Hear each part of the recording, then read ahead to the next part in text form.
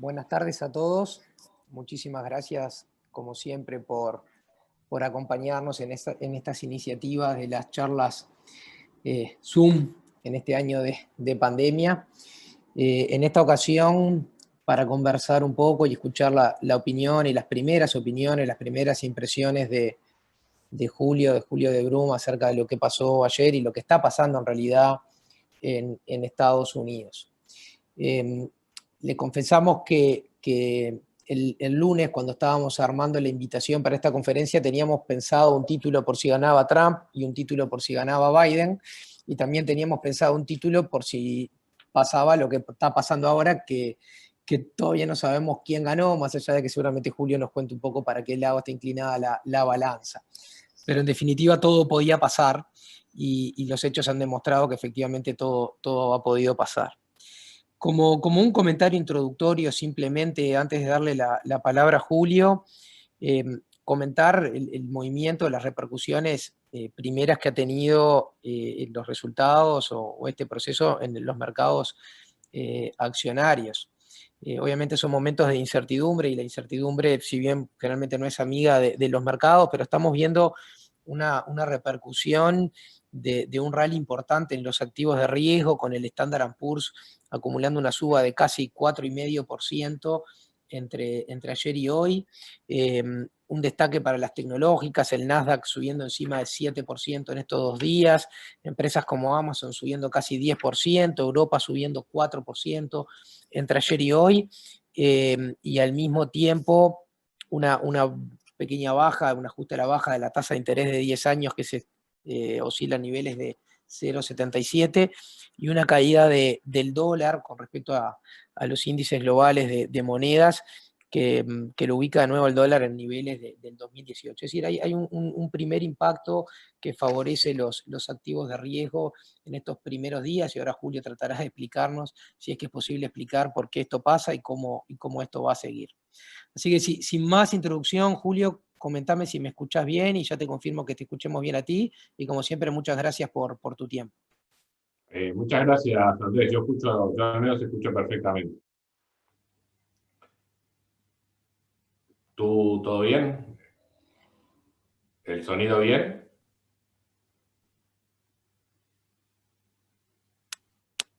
¿Hola? Hola, hola.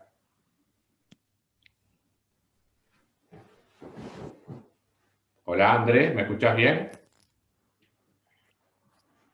Se escucha perfecto. Bueno, gracias. Empezamos entonces. Muchas gracias a todos por su participación. Nos hubiera gustado estar comentando, como decía Andrés, nos hubiera gustado estar comentando el resultado. Comparado con lo que ocurrió el año pasado en Uruguay, esto es una especie de déjà vu, digamos, de incertidumbre, aunque creo que en el caso de Estados Unidos es todavía mucho más difícil en este momento establecer un resultado. Los cómputos preliminares indicarían que Biden estaría teniendo los votos necesarios como para proclamarse presidente, o sea, el número de electores más precisamente necesarios como para proclamarse presidente, pero eso depende dado el sistema de votación en Estados Unidos, depende de cualquier cambio, digamos, en estados donde realmente las diferencias son muy estrechas. Particularmente en el estado de Nevada, donde la diferencia es de menos de un punto porcentual, aún queda un porcentaje importante de votos por recontar. Y más curiosamente, en un estado que, si uno mira los distritos electorales de Nevada, el Partido Republicano ganó en todos, menos en 2, que son los de Nevada, los de Las Vegas y Reno. O sea, que si esta elección tenía todos los elementos como para hacer una timba, realmente su conclusión al final termina siendo un poco en esa línea. O sea, lo que ocurra en Las Vegas y Nevada va a terminar, en definitiva, definiendo cuál va a ser el futuro político de Estados Unidos. Ni siquiera podemos decir, o sea, podemos decir que es más probable en este momento que gane Biden, y también podemos decir en este momento que es más probable que haya mayoría republicana en el Senado. Pero ninguna de las dos cosas están totalmente definidas. O sea, todavía hay también algunos escaños por dilucidar, y si bien el Partido Republicano lleva alguna ventaja, todavía también, digamos, no está del todo confirmada la confirmación de la Cámara de Senadores en Estados Unidos. Pero a esta altura, si uno tuviera que decir, bueno, ¿qué es lo que indican los cómputos preliminares? Es que habría un presidente demócrata y un Senado, una mayoría en la Cámara Alta del Partido Republicano. Y sobre esa base, digamos, y sobre esos elementos es que un poco vamos a tratar de montar esta charla, tratar de entender qué es lo que está pasando en el mercado y, en definitiva, empezar a tratar de avisorar cuáles pueden ser las tendencias, los cambios de tendencia en los próximos años, si es que efectivamente hay alguno. Yo creo que más allá del resultado, la elección, o sea, los votantes en Estados Unidos creyeron que votaban por algo importante. O sea, yo creo que ese es el primer mensaje interesante, digamos, de este proceso electoral.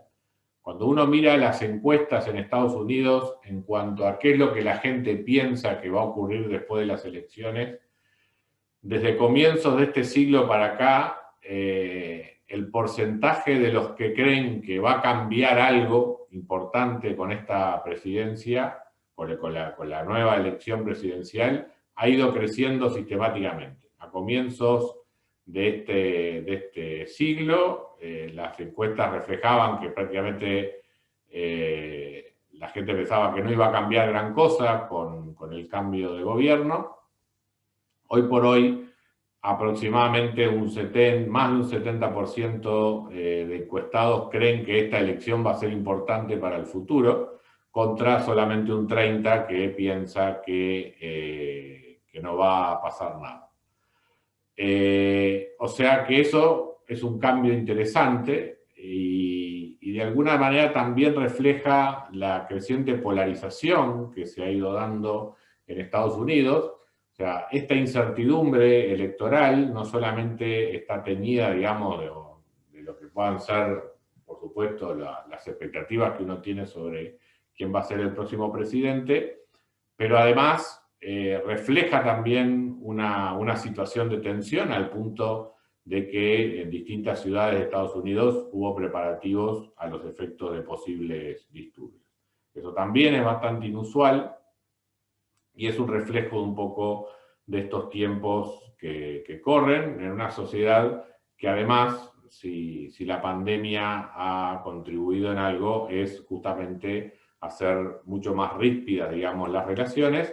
Y en el caso de Estados Unidos, se ha vuelto un país mucho más político de lo que uno estaba acostumbrado a ver tradicionalmente. O sea, en lo que tiene que ver con las formas de pensar, los relacionamientos entre las personas, lugares de trabajo, etc. O sea, todas las encuestas parecen indicar que realmente hoy por hoy la adhesión a un partido político en los Estados Unidos se ha vuelto un elemento relevante y es una de las cosas que marca esta elección, al punto de alguna cosa también que surgió en estos días con respecto al uso de tapabocas.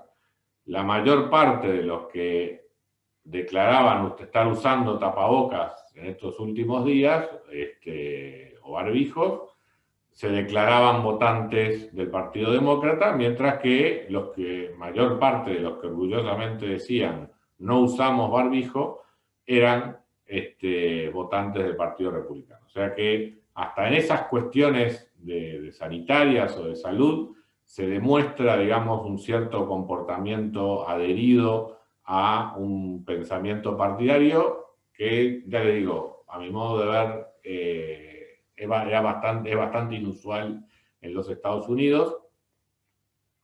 Y yo creo que es uno de los cambios que se ha ido dando, o sea, obviamente no es algo que ocurrió este año, se viene dando en forma persistente, pero ciertamente una de las cosas que ha hecho la presidencia de Donald Trump es contribuir a una cierta polarización de la sociedad. No es un fenómeno que no existiera antes de que Trump asumiera, de hecho ya existía, pero durante estos años de alguna forma se agudizó. La cuestión es, bueno, la gente, ha habido un alto porcentaje de votación, ha habido, como consecuencia de la pandemia, ha habido un alto porcentaje de votos por correo, que es lo que está de alguna manera también demorando la determinación de los resultados, y es lo que también se presta a mayores denuncias de fraude. O sea que lo otro que también sabemos con certeza es que el proceso electoral en sí no se va a dilucidar rápidamente. Vamos a estar unas cuantas semanas sin tener definido quién va a ser el presidente en Estados Unidos, porque seguramente sea cual sea el resultado que vaya apareciendo entre hoy y mañana, va a haber impugnaciones, reconteos y demás, con lo cual va a pasar unos cuantos días todavía. Hay una fecha límite, que es la del 8 de diciembre, que es donde supuestamente deberían estar efectivamente terminados todos los recuentos y habiéndose hecho todos los descargos y reclamaciones posibles. O sea que todavía tenemos un horizonte potencialmente bastante largo antes de definir totalmente, digamos, esta elección. Uno debería pensar que justamente este fue el peor escenario para los mercados. O sea, distintos analistas y nosotros mismos considerábamos que lo mejor que podía pasar a los mercados es que en la jornada de ayer o en la de hoy temprano hubiera un presidente, fuera cual fuera, pero que de alguna manera esta situación donde no se sabe quién es el presidente y que esto puede dar lugar a una sensación de estancamiento, digamos, en la toma de decisiones demasiado prolongada, podría ser bastante negativo para los mercados. O sea que no ha estado ahí el origen de esta suba. Yo creo que la señal más importante es de alguna manera la que ha venido dando la todavía mayoría republicana del Congreso norteamericano y posible que siga siendo también mayoría republicana en el Senado durante el próximo periodo, en cuanto a estar trabajando, digamos, para implementar un nuevo paquete, digamos, de asistencia COVID, un nuevo plan fiscal COVID para renovar muchas transferencias a familias y demás. Especialmente en un momento donde la pandemia está recrudeciendo, digamos, en todas partes del mundo, particularmente en el invierno boreal, que a decir, digamos, de varios expertos, todavía estaría lo peor, digamos, por venir de no tomarse medidas de prevención. Por lo tanto, digamos, el timing de ese paquete fiscal, digamos, si fuera aprobado antes del fin de año, sería sin duda extremadamente favorable, digamos, como para aliviar lo que puedan ser los efectos del COVID, que dicho sea de paso, también, digamos, encuentra a los distintos países, exceptuando algunos casos en Europa, mucho mejor preparados de lo que lo estaban en marzo. Eso hay que decirlo de Estados Unidos, pese a los números de casos por arriba de los 80.000 que ha habido en varios días, en los casos récord, a como le gusta mencionarlo a veces en la prensa, en realidad la tensión sobre el sistema sanitario en general es bastante baja y no es un tema, digamos, relevante para la mayoría de la opinión pública hoy por hoy, digamos, como es la situación del COVID, o por lo menos como lo era con el dramatismo que había en marzo y abril. Y eso también de alguna manera está detrás del repunte que tuvo Donald Trump en las últimas semanas. O sea, si no hubiera habido COVID en en este año 2020, seguramente esta semana hubiera ganado cómodamente Donald Trump las elecciones. Y si las elecciones hubiesen sido dentro de 3 o 4 semanas y no ahora, también posiblemente hubiera ganado Donald Trump. La gestión de la administración norteamericana, especialmente en lo que fue la primera etapa de la pandemia, con muchas idas y venidas y un comportamiento demasiado errático, fue de alguna manera uno de los elementos que resultó desfavorable, digamos, para la intención de voto en favor de Donald Trump. También es sabido que los casos en los cuales no ha habido reelección del presidente de turno en Estados Unidos durante ya bastante tiempo es cuando en el año electoral hay recesión. Efectivamente, el COVID generó una recesión muy profunda en Estados Unidos en este año 2020, pero los datos del tercer trimestre de este año mostraban que ya la economía venía en una recuperación bastante importante. Así que también de alguna manera el timing desde el punto de vista del ciclo económico y los efectos también tuvieron sin duda un efecto relevante, digamos, en lo que fue este resultado electoral. Entonces, hechas estas consideraciones, ¿cuáles son los elementos que uno tiene que mirar, digamos, hacia el futuro? Ya sabemos cómo sería una gestión de Trump. ¿Qué cabe pensar, digamos, de una gestión de Biden acompañada de un Congreso que por lo menos en la primera parte, digamos, de su mandato seguiría teniendo en la Cámara Alta mayoría del Partido Republicano? Yo creo que hay distintos elementos donde una administración demócrata va a tener, quizás no diferencias fundamentales, pero sí matices significativos con lo que fue la administración Trump.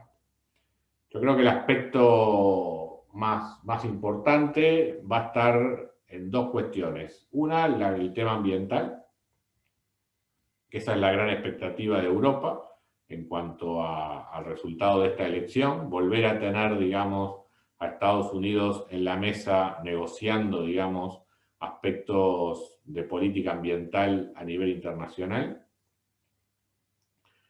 Y el segundo tema es lo que tiene que ver con la política comercial. O sea, tanto en lo que tiene que ver con China como también Europa y en general los socios comerciales de Estados Unidos,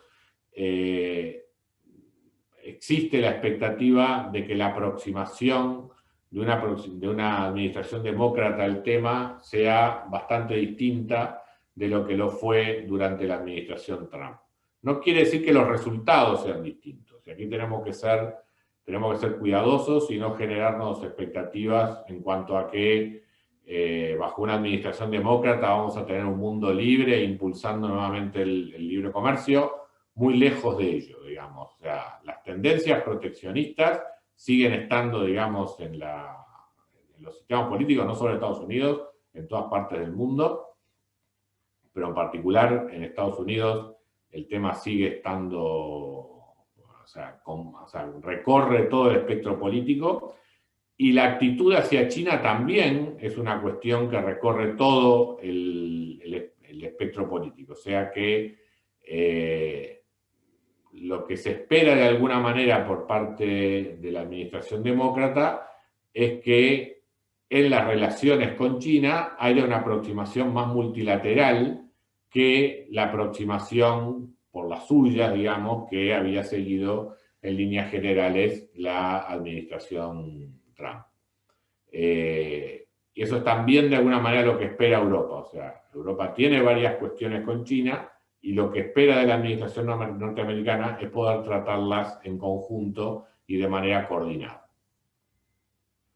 Además de estos dos elementos, que creo que son los más importantes, hay también otros que van a estar sobre la mesa en los próximos años, básicamente lo que tiene que ver con la política de seguridad internacional. Es muy probable que bajo una administración demócrata Estados Unidos vuelva a entrar en la regulación de armas nucleares y en la supervisión del tratado nuclear de Irán.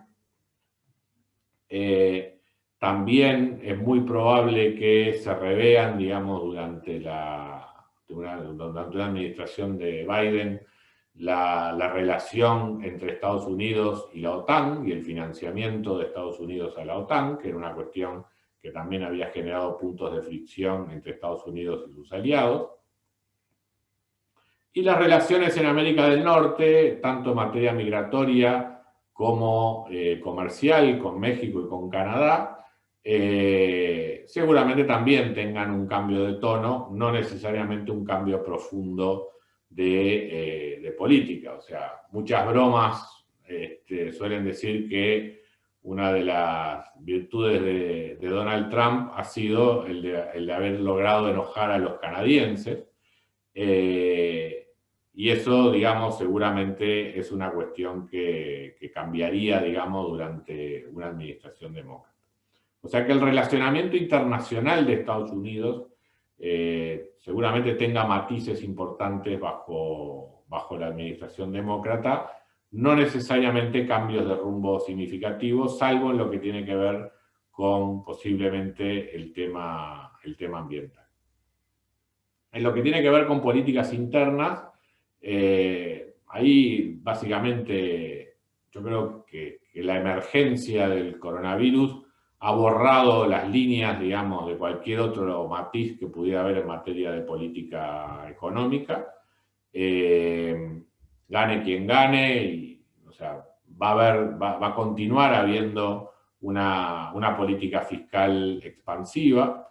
Hay que ver si con mayoría republicana en el Senado las propuestas tributarias de Biden, que podrían ser algunos de los elementos más negativos desde el punto de vista de los mercados, finalmente prosperan o no. No tanto lo que tiene que ver con los impuestos a las corporaciones, que yo creo que era algo que más o menos estaba asumido, sino alguna otra barbaridad como el impuesto a las transacciones financieras, que ese sí podría generar distorsiones importantes en el funcionamiento del mercado, y que eso tiene, digamos, el apoyo de varios legisladores demócratas, además de la que sería la propia vicepresidenta de Estados Unidos, normalmente vendido o publicitado como el impuesto a Wall Street, cuando en realidad básicamente termina siendo un impuesto que afecta la eficiencia de los mercados, los costos de las transacciones para los usuarios y eventualmente también, en definitiva, termina trasladando costos a quienes realizan ahorros y por lo tanto podría llegar a tener algunos efectos negativos en cuanto a desintermediación y el funcionamiento normal de algunos mercados, especialmente los que son menos líquidos.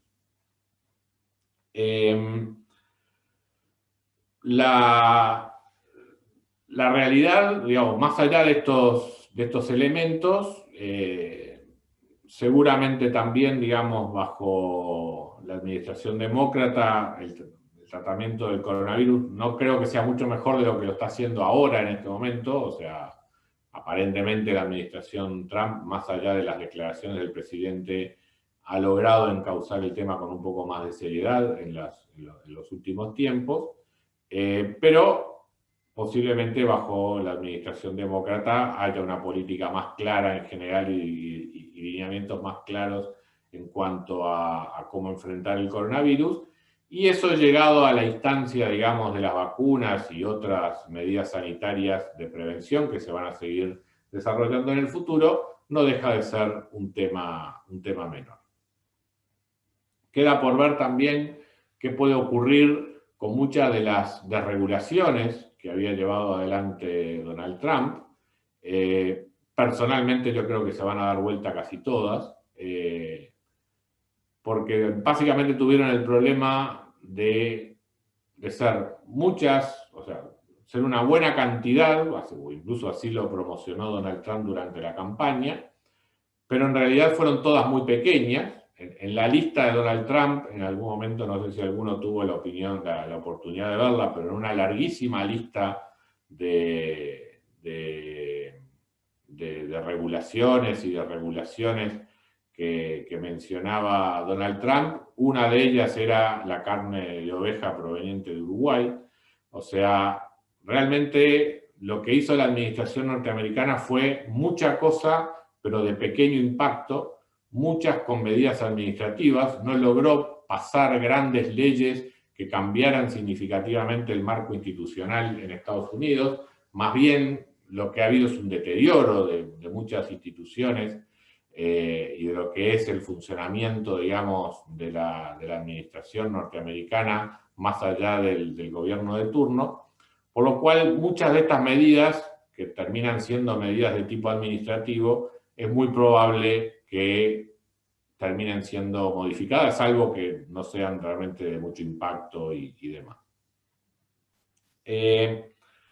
Así que bueno, un poco el balance general, digamos, de lo que está haciendo esta jornada es, o sea, me sorprende el optimismo de los mercados, yo creo que está apoyado no tanto en lo que fue el resultado electoral en sí, pues yo creo que lo que ocurrió fue el peor escenario posible. Yo creo que viene influido por un muy buen tercer trimestre en materia de resultados, un muy buen tercer trimestre del año en materia de recuperación de actividad económica, tanto en Estados Unidos como en Europa, una cada vez mayor expectativa de que eventualmente hay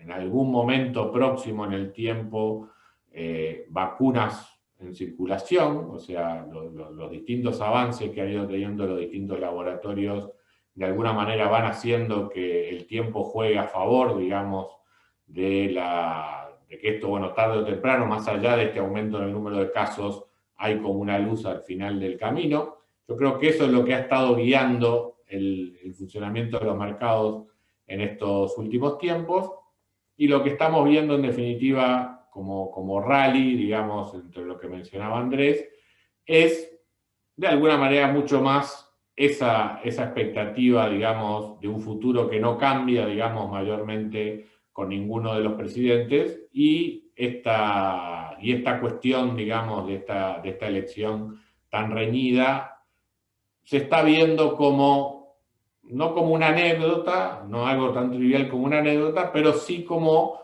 una cuestión donde, bueno,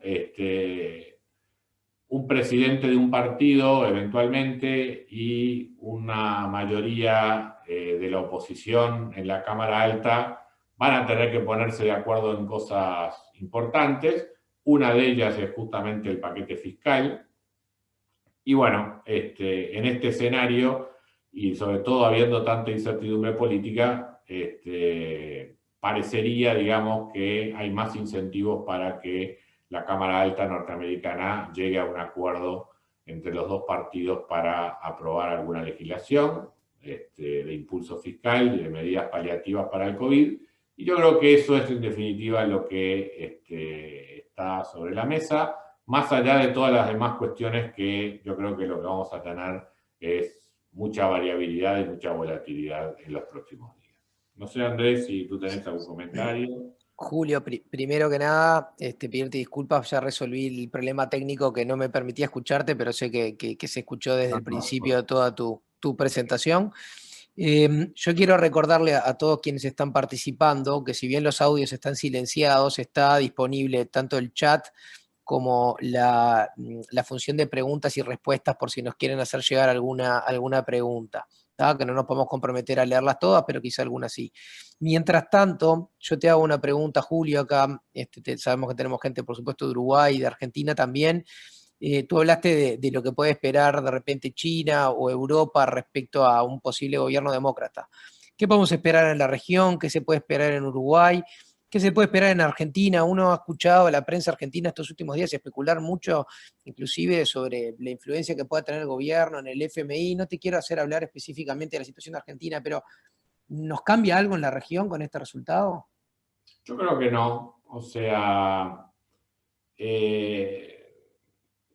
como decía un poco en la presentación, hay aguas que corren muy profundas, digamos, tanto en Estados Unidos como en Europa, en lo que tiene que ver de preocupación sobre asuntos internos.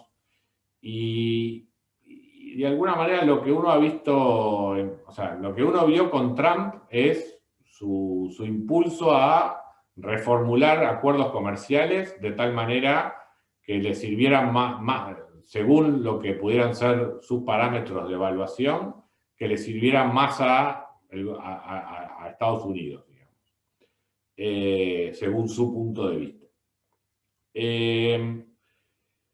Y los demócratas, en definitiva, no están en una postura muy distinta, quizás le ponen un poco más de énfasis, pero también a cuestiones que protejan el trabajo norteamericano, las normas laborales.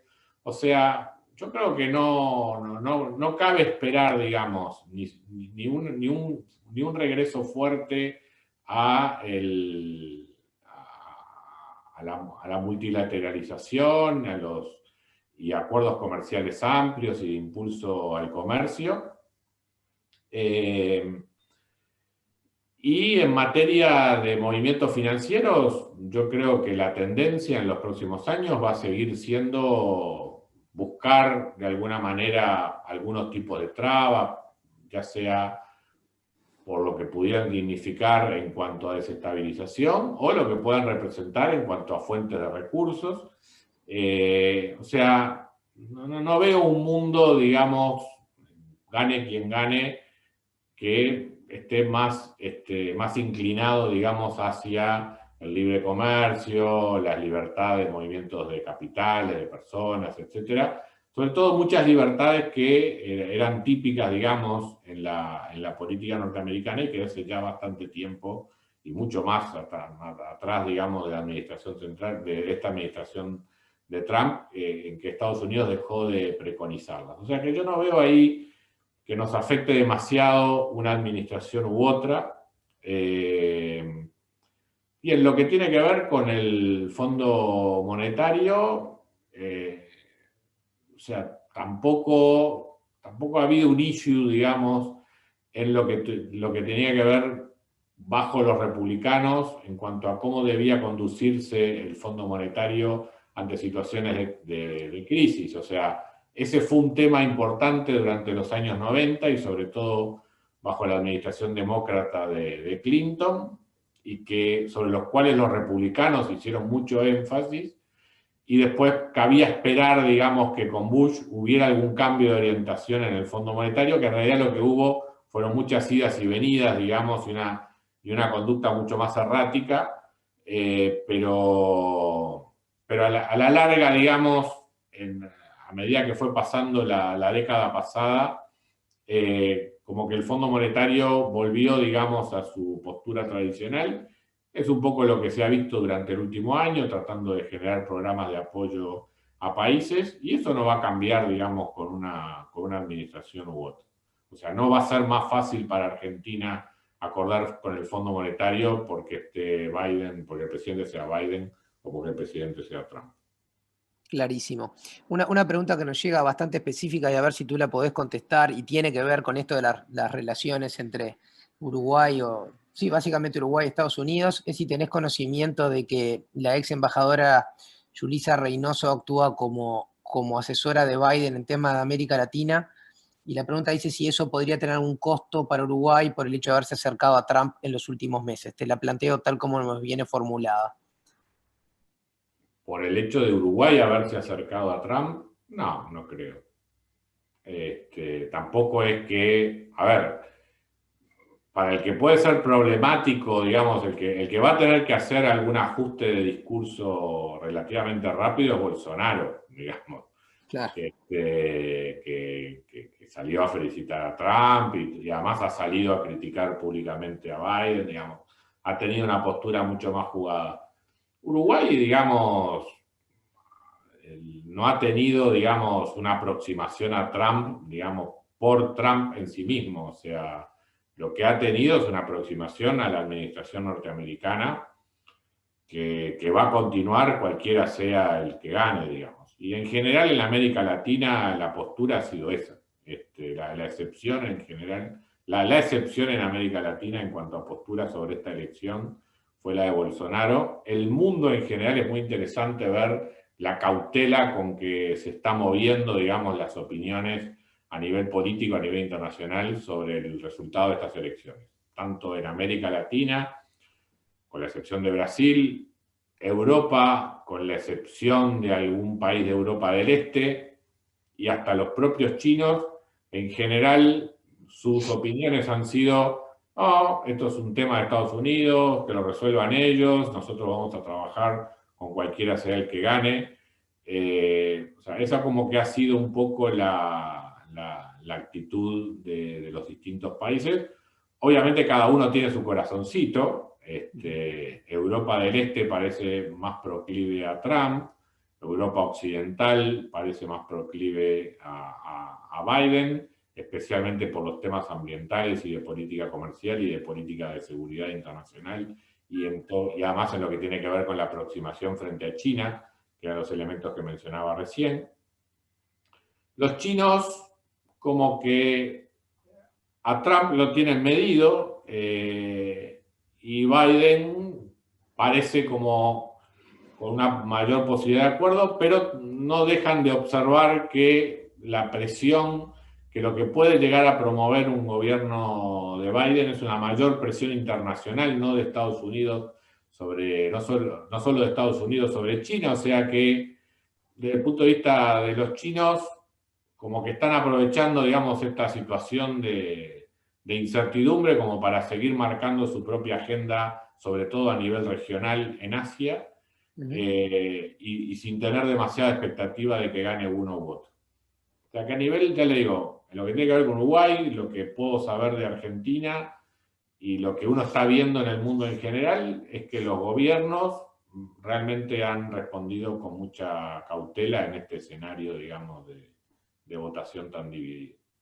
Está clarísimo, y eso en parte contesta también a un comentario, o por lo menos ya marca tu opinión acerca de un comentario que nos hacen llegar también por aquí respecto a una nota que hoy Búsqueda emitió, hablando también de ese cambio de acercamiento entre Estados Unidos y Uruguay, pero creo que es claro ya cuál es tu posición al respecto, más allá que obviamente puede haber opiniones distintas, como aparentemente hoy tuvo el semanario Búsqueda, por lo que comentan acá.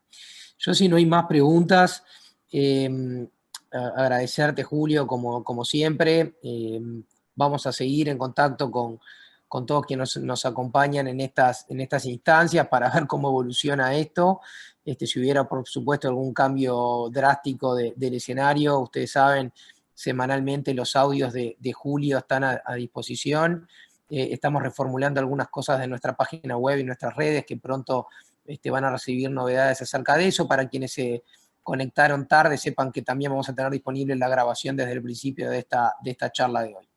Así que, sin más, agradecerles nuevamente, Julio. Muchísimas gracias como siempre, y te dejo para que te despidas y cierres tú la conferencia. No, nada más que para decirte muchas gracias, Andrés, y muchas gracias a todos por participar y por su atención. Hasta la próxima. Nos vemos.